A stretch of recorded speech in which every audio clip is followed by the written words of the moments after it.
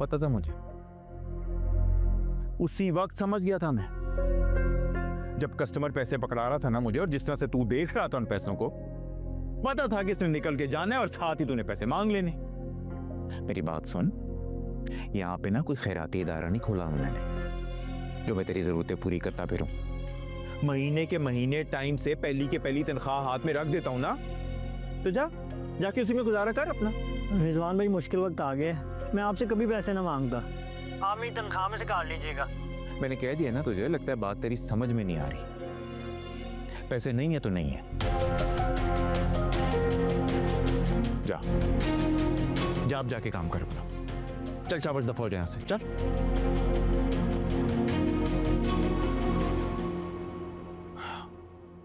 हाँ शयान। हाँ भाई, उसकी जेन्युइन प्रॉब्लम है, थोड़े बहुत पैसे दे देते उसको। आप देखें ना, उसकी माँ बीमार है, बाप का मुलाजिम है, आपसे नहीं मांगेगा तो फिर किससे कहेगा? हाँ तो मुलाजिम है तो क्या करूँ, सर पे बिठा लूँ या इसके पूरे कुंबे का खर्चा उठाना शुरू कर दूँ? मैं तो बस इतना कह रहा था कि यार तुम इन लोगों को नहीं जानते ना, बहुत झूठे और मकार होते हैं लोग, और बेहतर है कि तुम शोरूम के मामलात में दखल अंदाजी ना करो। मैं देख लूंगा इन लोगों को, और लाजमी को कैसे रखा जाता है मुझे बहुत अच्छी तरह से पता है। ठीक है भाई। अच्छा खैर बताओ, फ़ोन क्यों किया? सब खैरियत है ना?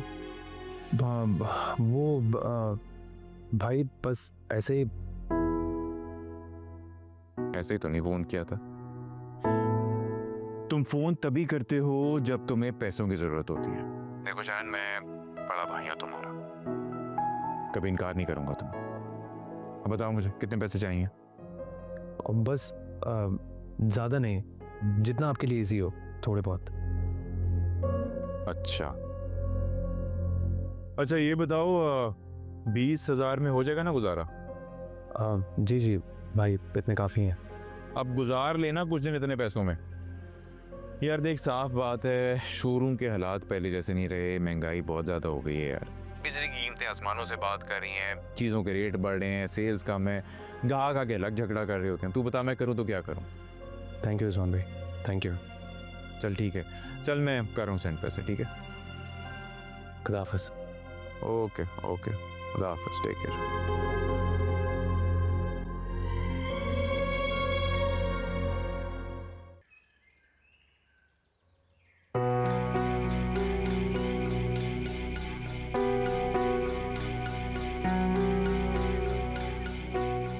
यार ये बात है करने वाली, मैंने तुझे कहा भी था। अब तू तो ऐसा लग रहा था जब तू खुद डरा हुआ है। अबे यार मैं घबरा गया था, मैं क्या करता यार देख के। हमारा काम है घबराने वाला। भाई बस यार, चाय खत्म कर यार। और मेरी एक बात याद रख, हमारा काम जो है ना,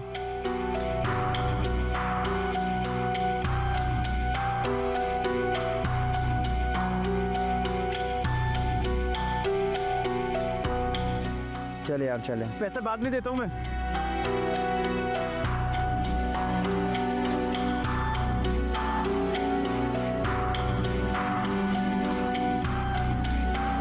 चल ना यार, निकाल जल्दी।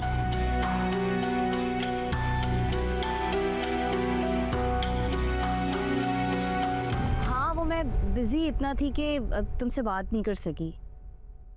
अरे वैसे भी क्या मसरूफियत के, कॉल तक रिसीव नहीं की, एक मैसेज का रिप्लाई नहीं किया।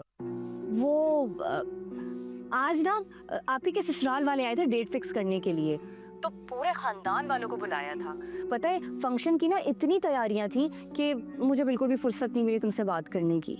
यार तो मैसेज कर देती है, मैं खामखा इतना परेशान हो रहा था। अब तुम्हें बताया तो कि फुर्सत ही नहीं मिली। वो पहले तो इतने कम वक्त में सबके ड्रेसेस रेडी करवाए, फिर सैलून की बुकिंग, और फिर हॉल में टाइम से पहुंचने की टेंशन, और तुम्हें पता है सैलून में ही 3 घंटे लग गए। फिर उसके बाद हॉल में गेस्ट को रिसीव करना, फिर सबसे बारी बारी पूछना कि तुमने कुछ खाया या नहीं खाया, या किसी चीज़ की ज़रूरत तो नहीं है। तो बस। अच्छा खैर, तुमने इवेंट तो एंजॉय किया ना? हाँ बहुत एंजॉय किया। और तुम्हें पता है मेरे मम्मा पापा ना मुझे हमेशा आगे रखते हैं। अरे ये तो बड़ी अच्छी बात है। खैर मुझे ये बताओ कि आप ही की शादी की डेट फिक्स हुई या नहीं? घर में कोई भी काम हो मामा बाबा हमेशा मुझसे पूछते हैं, और तुम्हें पता है मैं ना घर में सबकी लाडली। सुनो, हुमा आपी की शादी की डेट फिक्स हो गई है। कोई 23-24 तारीख हम लोगों ने डिसाइड की है। तुम्हें दिख नहीं रहा मैं तुम पे बहुत कर रही हूँ? सॉरी, मुझे पता नहीं था। क्या सॉरी? हेलो, हाँ फवाद, सॉरी मैंने सुना नहीं, तुमने कुछ पूछा था? मैं पूछ रहा था कि शादी की कौन सी डेट फिक्स हुई और मुझे बुलाओगी कि नहीं? हाँ हाँ, क्यों नहीं। इस महीने की ना 31 तारीख तय हुई है। बस ठीक है, फिर मैं इनविटेशन का इंतज़ार करूँगा। हाँ, मैं जैसे ही कार्ड प्रिंट होता है ना, सबसे पहले मैं तुम्हें व्हाट्सएप करूँगी, ठीक है? Done, I will wait. अच्छा, मैं तुमसे बाद में बात करती हूँ। हाँ okay, take care, miss you, okay, अल्लाह हाफ़िज़। बाय।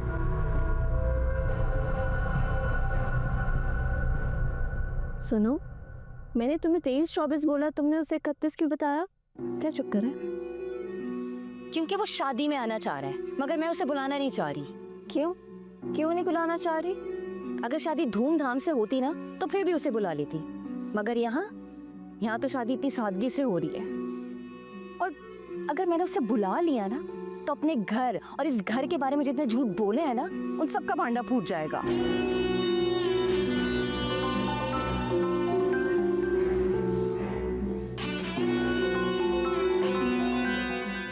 क्या हुआ है? कुछ नहीं, वो मैं बस छत से कपड़े उतार के लाती हूँ। सब समझती हूँ।